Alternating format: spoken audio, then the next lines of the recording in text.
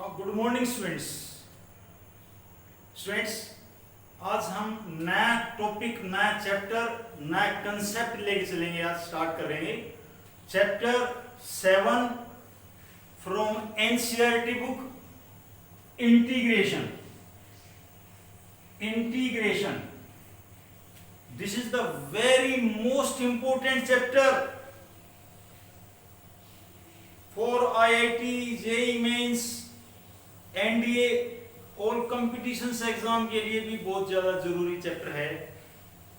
कौन सा? इंटीग्रेशन।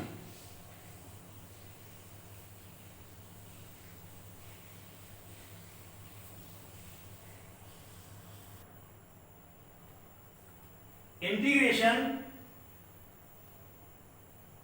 बहुत सारे बच्चे टिपिकल समझते हैं इसको। टिपिकल क्यों समझते हैं? रीजन उसके पीछे प्रीवियस नॉलेज। स्टूडेंट्स, कैलकुलस जो आपका पार्ट होता है 12th क्लास के अंदर, डेरिवेटिव से स्टार्ट होता है, डिफरेंशिएशन से स्टार्ट होता है, limit, continuity, differentiation, application of derivative. After that we do integration. अब इंटीग्रेशन के लिए क्या? डिफरेंशिएशन आना बहुत जरूरी है। जिस बच्चे को डेरिवेटिव नहीं आता, डिफरेंशिएशन नहीं आता, वो इंटीग्रेशन नहीं कर सकता। अच्छा, जो नॉन मेडिकल वाले स्टूडेंट्स हैं, उन्होंने तो 11th क्लास में फिजिक्स में थोड़ा बहुत इंटीग्रेशन के बारे में पढ़ा हुआ है। लेकिन जो कॉमर्स स्ट्रीम से हैं या ह्यूमैनिटीज स्ट्रीम से हैं जो स्टूडेंट्स, उनके लिए न्यू कंसेप्ट है, तो वो ध्यान से समझना। सभी के लिए आसान है। ध्यान से देखोगे तो समझ में आएगा सारी चीजें। कंप्लीट ध्यान से पूरी वीडियो को ध्यान से देखना। कुछ बेसिक कंसेप्ट, कुछ फॉर्मूले आज इसकी वीडियो के अंदर हम बताने वाले हैं। दूसरा, डिफरेंशिएशन वाला कंसेप्ट वाला चैप्टर आपको जरूर आना चाहिए। यदि किसी बच्चे ने अब तक डिफरेंशिएशन भी नहीं किया है तो चैनल पर जाकर के आप डिफरेंशिएशन की सारी वीडियोस 1 बाय 1 करके बनाई हुई हैं, वहां पर आप देख सकते हैं। उसके बाद आपको इंटीग्रेशन करना। चलिए हम स्टार्ट करते हैं स्टूडेंट्स। इंटीग्रेशन क्या है? Integration is the inverse process of differentiation. पहले ही लिख दिया कि जो इंटीग्रेशन है वो इनवर्स प्रोसेस है। किसकी? डिफरेंशिएशन की। चलिए स्टार्ट करते हैं स्टूडेंट्स।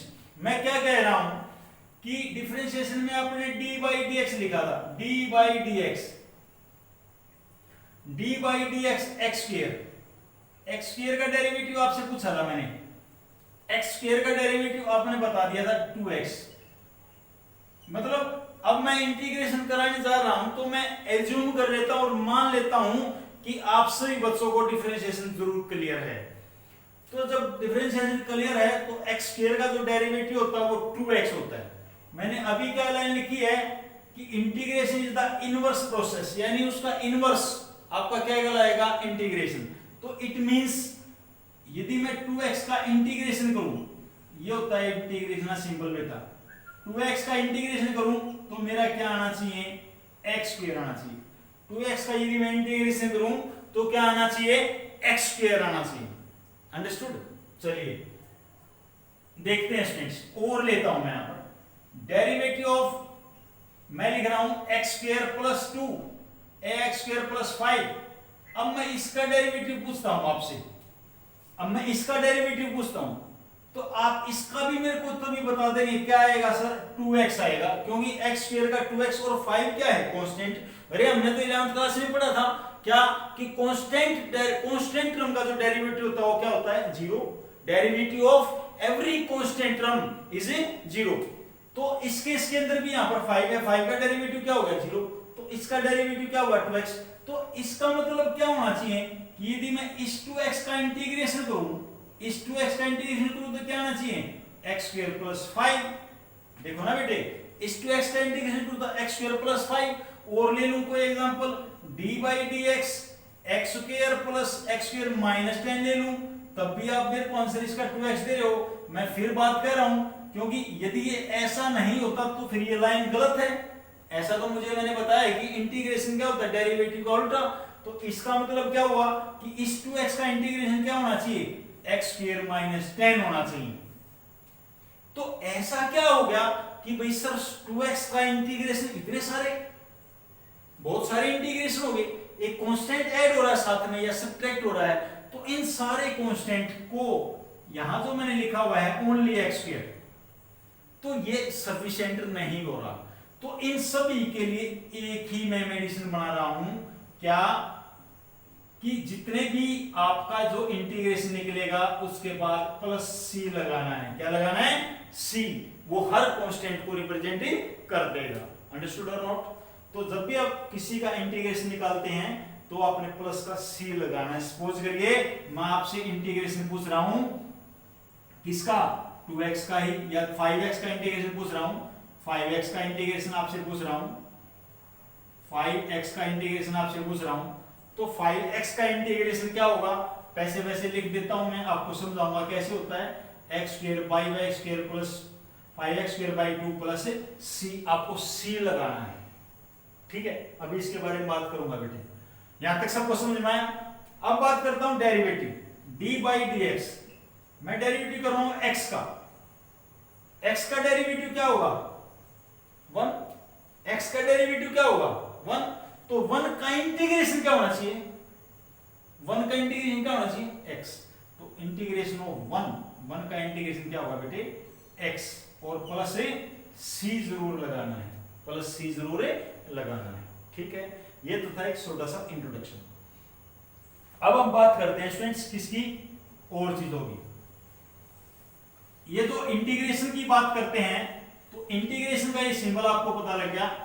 इंटीग्रेशन का जो सिंबल है देखो s होता था, s, इसको इतना लंबा कर दिया है ना, थोड़ा खींच दिया इसको, ये इंटीग्रेशन का सिंबल हो गया, कोई दिक्कत नहीं। अब मैंने क्या लिखा हुआ है? Integration of fx dx, integration of fx dx। जैसे मैंने अभी आपको आगे लिखा इंटीग्रेशन ऑफ 2x, आप सभी ने बताया क्या? x स्क्वायर प्लस c, यही बताया। तो देखो ये क्या है? Integration fx dx plus fx प्लस c, यानी ये जो सिंबल है, ये तो सिंबल हो गया साइन ऑफ इंटीग्रल। क्या बोलते हैं इसको? Sign of integral. और जो ये fx लिखा होता है बेटे, यानी ये जो 2x होता है, इसको बोलते हैं इंटीग्रांड। क्या बोलते हैं? इंटीग्रांड। फिर जो dx लिखा होता है, ये dx, देखो डेरिवेटिव के अंदर भी d बाई dx लिखते थे, सॉरी d बाई dx लिखते थे, यानी derivative coefficient of differential equation, है ना। तो वहां पर क्या था? विद रिस्पेक्ट टू x, किसके रिस्पेक्ट में हम डेरिवेटिव निकाल रहे हैं, वही बात यहां पर है। fx dx of differential coefficient of the variable with respect to which the integration is to be done.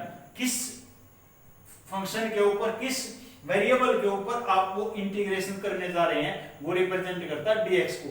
dx हो सकता है, dv हो सकता है, ds हो सकता है, व्हाटएवर इन द क्वेश्चन। फिर c लिखा हुआ है, c पता लग गया आपको, ये क्या है? Constant of integration. क्या बोलते हैं c को? Constant of integration. और जो इंटीग्रल करके जो इंटीग्रेशन जो क्या है, वो क्या बोलते हैं? द इंटीग्रल ऑफ fx, यानी इसका इंटीग्रल, ये x स्क्वायर। तो दोबारा फिर बता देता हूं बेटे आपको ये बात, कि ये जो फॉर्म होती है integration of fx dx is equal to fx प्लस c। तो ये तो होता है सिंबल, यानी साइन, किसका? इंटीग्रेशन का। और इसको बोलते हैं बेटा इंटीग्रांड। और ये कोफिशिएंट हो गया, और ये इंटीग्रेशन हो गया, किसका हो गया? fx का। और c क्या हो गया? Constant of integration. क्या हो गया? Constant of integration. क्लियर है बेटा? ये पॉइंट क्लियर हुए? क्लियर हुए सभी को? यस। उसके बाद हम बात करते हैं अब फॉर्मूलेज की।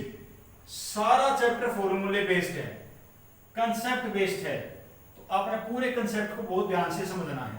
तो मैं साथ साथ डेरिवेटिव भी लेके चलूंगा और इंटीग्रेशन भी, ताकि आपके सारी मजबूती बन जाए। क्या? सबसे पहले मैं बात करता हूं डेरिवेटिव की। अभी आपने देखा x, डेरिवेटिव ऑफ x क्या होता है? 1। तो 1 का इंटीग्रेशन, 1 का जो इंटीग्रेशन है वो हो जाएगा x प्लस c। 1 का इंटीग्रेशन क्या हो जाएगा? x plus c। सिंपल है, याद हो जाएगा। बात करते हैं derivative of x raise to power n। x raise to power n का डेरिवेटिव क्या करते थे?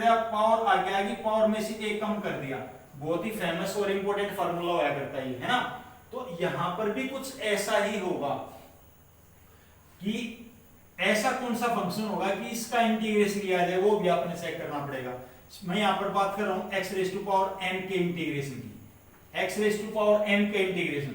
तो जब x की पावर n हो, x की पावर क्या हो n, तो जितनी पावर है, जो भी पावर है उसमें 1 ऐड कर दो, यानी x रेज टू पावर क्या करना है बेटे 1n plus 1 divide by n plus 1 plus c।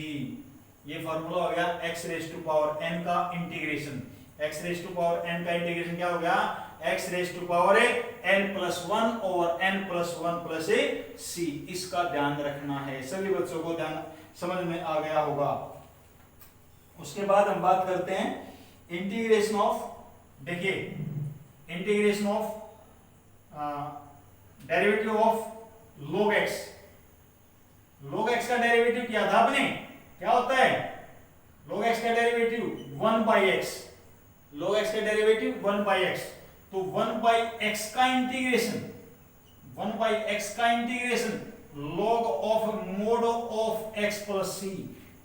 1 by x का इंटीग्रेशन क्या होगा बेटे, log of mod of x plus c। Mode का साइन क्यों लगाया, मोड का साइन इसलिए लगाया क्योंकि log की जो डोमेन होती है वो ग्रेटर देन 0 होती है, राइट, यानी 1 ग्रेटर देन 1 होती है। तो 1 greater than 1, greater than 1 sorry, log x की जो log की जो डोमेन होती है वो ग्रेटर देन 1 होती है। सो x के आगे हमने क्या लगा दिया, मॉडुलस लगा दिया। ये बात ध्यान रखना है, बात ध्यान रखनी है इस बात के बारे में। उसके बाद derivative of exponential function. Exponential function ऐसा फंक्शन था जिसका डेरिवेटिव एक्सपोनेंशियली फंक्शन आया, यानी ये जो फंक्शन है बहुत ही जिद्दी टाइप का फंक्शन है, जो जिद नहीं कर दिया करे भाई मैं चेंज नहीं होऊंगा, चाहे दुनिया कहीं कहीं हो जाए लेकिन मुझे चेंज नहीं होना। तो एक्सपोनेंशियल फंक्शन ऐसा ही है, यदि आप इसका डेरिवेटिव करोगे तो यही आएगा, और इंटीग्रेशन कराएंगे। मजे की बात यह है कि इसका जब इंटीग्रेशन करता हूं तो तब भी इंटीग्रेशन यही रहता है, e raise to power x plus c। ये एज इट इज रहेगा एक्सपोनेंशियल फंक्शन का। एक और फंक्शन आता है most important, d by dx a raise to power x। Constant की पावर वेरिएबल, स्टूडेंट ध्यान देंगे यहाँ पर, कांस्टेंट की पावर वेरिएबल है a raise to power x। तो इसका डेरिवेटिव आपने पढ़ा a raise to power x log of a। ये नेचुरल लॉग है, ध्यान रखना भाई। उसी प्रकार से यदि यहाँ पर a raise to power x का इंटीग्रेशन आपसे पूछूं तो a raise to power x divide by log of a plus c। ये मेरा फॉर्मूला होता है इंटीग्रेशन ऑफ ax का। अच्छा, एक और बताई थी बात, क्या, डेरिवेटिव ऑफ कांस्टेंट। कांस्टेंट का डेरिवेटिव तो 0 होता है, कांस्टेंट का डेरिवेटिव क्या होता है 0। ये बात ध्यान रखनी, ये सबको पता होनी चाहिए। तो ये हो गया आपका स्मॉलेस्ट छोटी छोटी बातों का इंटीग्रेशन। अब कुछ रिलेटेड एक दो क्वेश्चन इनके करते हैं तभी आपको समझ में आएगा, फिर हम आगे कंसेप्ट करते हैं। सपोज करो x रेज़ टू पावर 3/2 का मुझे इंटीग्रेशन करना है, x रेज़ टू पावर 3/2 का इंटीग्रेशन करना है। भाई x raise to power n का इंटीग्रेशन का मैंने फार्मूला बताया, क्या बताया, x raise to power n plus 1 upon n plus 1। तो x रेज़ टू पावर 3/2 का भी तो इंटीग्रेशन कर सकते हैं, कैसे, x की पावर जितनी भी है उसमें 1 ऐड करना है, डिवाइड बाई 3/2 प्लस 1 ऐड करना है और प्लस c करना है। तो x टाइम में 3, ये कितना हो जाएगा 5/2 डिवाइड बाई 5/2 प्लस c। तो नेक्स्ट टाइम में क्या हो जाएगा students, 2/5 x raise to power 5/2 plus c। इस प्रकार से आप इंटीग्रेशन निकाल सकते हैं। और दे लो क्वेश्चन, कितने भी ले लो, कितने भी क्वेश्चन कर सकते हो आप। x रेज़ टू पावर -5/2 लिख दिया, -5/2 लिख दिया, इसका इंटीग्रेशन करना है तो इंटीग्रेशन कर दो बेटे। क्या होगा, x raise to power -5/2 plus 1 करना है बस, और कुछ करना ही नहीं, क्योंकि मैंने फार्मूला ही आपको लिखवा दिया डायरेक्ट। तो कितना हो जाएगा ये, -3/2 by -3/2 plus c। Next time में 2/3 ले आएंगे और जो नेगेटिव पावर है उसको पॉजिटिव बना लेंगे, नीचे ले आके प्लस c। ये आपका आंसर हो जाएगा। तो ऐसे ऐसे बहुत सारे क्वेश्चन होंगे, हम कितने भी क्वेश्चन सोल्व कर सकते हैं। Clear students? ओके, अब ये वाला फॉर्मूला मैंने आपको समझा दिया। बात करते हैं 1/x, ये वाला। भाई मैं 1/x का इंटीग्रेशन log x है, मैं लिख रहा हूं 1/x प्लस 1 का इंटीग्रेशन मेरे को जानना है। मैं जानना चाहता हूं इंटीग्रेशन 1/x प्लस 1। तो लगा दो बेटे, क्या प्रॉब्लम है इसमें, log लगाना है, log of mod of x plus 1 plus c। ये आपका आंसर होगा। Clear? e raise to power x का बताना है, सपोज करो e raise to power 7x का आपको इंटीग्रेशन बताना है, तो e raise to power 7x का तो आसान है, e raise to power 7x upon में 7 लगाना और प्लस c लगाना है। ऐसे ही e raise to power x यानी 5 रेज टू पावर x का मुझे इंटीग्रेशन बताना है, तो 5 raise to power x log of 5 और प्लस c। जैसे मैंने फार्मूला बताया है उसी फार्मूले में ये चीज वैल्यू पुट कर दो, आपके सारे क्वेश्चन से निकल जाएंगे। तो इन फार्मूलों को जरूर नोट कर लें अपनी नोटबुक के अंदर, ताकि आपको याद रहें सारी चीजें। यदि फार्मूले फिर सब कुछ बेस्ड है बेटे, फार्मूले के बिना कुछ भी नहीं है, ठीक है। उसके बाद कुछ ट्रिग्नोमेट्री वाले लिखवा रहा हूं, अभी देखिए ध्यान से। अभी आपने डेरिवेटिव सीखा था sin x का, sin x का डेरिवेटिव cos x होता है ना। तो इसी प्रकार से आपको cos x का इंटीग्रेशन याद करना है। cos x का इंटीग्रेशन होता है बेटे sin x plus c। cos x का इंटीग्रेशन होता है sin x plus c। Derivative आपने पढ़ा cos x का, डेरिवेटिव पढ़ा cos x का। cos x का जो डेरिवेटिव पढ़ा, क्या पढ़ा था, माइनस साइन एक्स। क्या पढ़ा था, माइनस साइन एक्स। तो मैं साइन एक्स का यदि आपसे इंटीग्रेशन पूछूं, साइन एक्स से आपसे इंटीग्रेशन पूछूं, तो क्या बताओगे आप, माइनस कोस एक्स प्लस सी। क्या बताओगे बेटे, माइनस कोस एक्स प्लस सी। सिमिलरली डेरिवेटिव आपने पढ़ा टेंजेंट एक्स का, टेंजेंट एक्स का डेरिवेटिव पढ़ा था बेटे आपने सेकंड स्क्वायर एक्स। बेटे याद करना है आपको डेरिवेटिव, ठीक है। इंटीग्रेशन तभी पॉसिबल है जब आपको डेरिवेटिव आता हो, इसलिए मैं डायरेक्ट फार्मूले दोनों लिखवा रहा हूं साथ साथ। तो जैसे sin x का डेरिवेटिव cos, तक cos का इंटीग्रेशन क्या होगा, sin। cos का डेरिवेटिव माइनस sin होता है, तो sin का इंटीग्रेशन माइनस cos x होगा, ठीक है। तो tan x का डेरिवेटिव सेकंड स्क्वायर x, तो सेकंड स्क्वायर x का जो इंटीग्रेशन होगा ना बेटे, वो होगा tangent x plus c। Tangent x plus c याद करने हैं, अदरवाइज दिक्कत हो सकती है। सेकेंड एक्स का derivative second x tangent x, second x का डेरिवेटिव क्या होता है, सेकेंड एक्स टेन एक्स। तो आप सेकेंड एक्स और टेंजेंट एक्स का जब आपसे इंटीग्रेशन पूछा जाए तो आप क्या बताओगे, सेकेंड एक्स प्लस सी।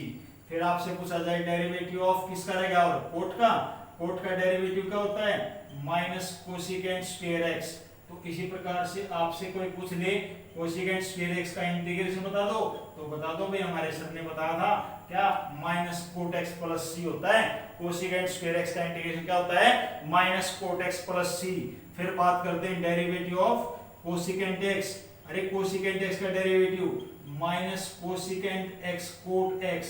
तो आपसे पूछ लिया जाए कोसिकेंट एक्स कोट एक्स का इंटीग्रेशन बताओ, तो आप बता दो उसमें क्या, minus cosecant x plus c. Students आज बिगिनिंग है इस चैप्टर की, स्टार्ट किया है, फर्स्ट सेशन था, इतना ही कराऊंगा। एक एक चीज बहुत ध्यान, मेरी बात ध्यान सुनना, इस चैप्टर में जितना भी मैं कराऊंगा, ठीक है, बहुत मैक्सिमम पार्ट अपना इस बुक से कराऊंगा, एक्स्ट्रा बुक से भी कराऊंगा, क्योंकि ये चैप्टर बहुत ज्यादा इंपॉर्टेंट है, ठीक है। तो एक्स्ट्रा क्वेश्चन भी आने की उम्मीद होती है इस चैप्टर से। तो एक एक कंसेप्ट जो मैं लिखवा रहा हूं वो अपने अपनी फिर नोटबुक में लिखनी है साथ साथ, और रिवाइज करनी है, क्योंकि हर एक्सरसाइज एक दूसरे ऊपर डिपेंडेंट है, ये बात ध्यान सुन लेना। हर एक्सरसाइज एक दूसरे पर डिपेंड। एक बात और बताने भूल गया, डिफरेंस इंटीग्रेशन बेटे टू टाइप्स का होता है, टू टाइप्स का होता है इंटीग्रेशन, एक इंडेफिनिट इंटीग्रेशन, एक डेफिनेट इंटीग्रेशन। पहले जो हमारी बुक के अंदर, यदि आप एनसीईआरटी की बात करूं तो एनसीईआरटी के अंदर चैप्टर 7 जो है वो इंडेफिनिट इंटीग्रेशन का है। लास्ट सी में दो एक्सरसाइज डेफिनेट इंटीग्रेशन की भी गिवन है, ठीक है, मेरी बात ध्यान सुनना। और यदि मैं एलिमेंट की बुक की बात करूं ना, एलिमेंट की बुक की बात करूं तो चैप्टर 8 इंटीग्रेशन का आपकी बुक में, एलिमेंट की बुक में इंडेफिनेट का सारा।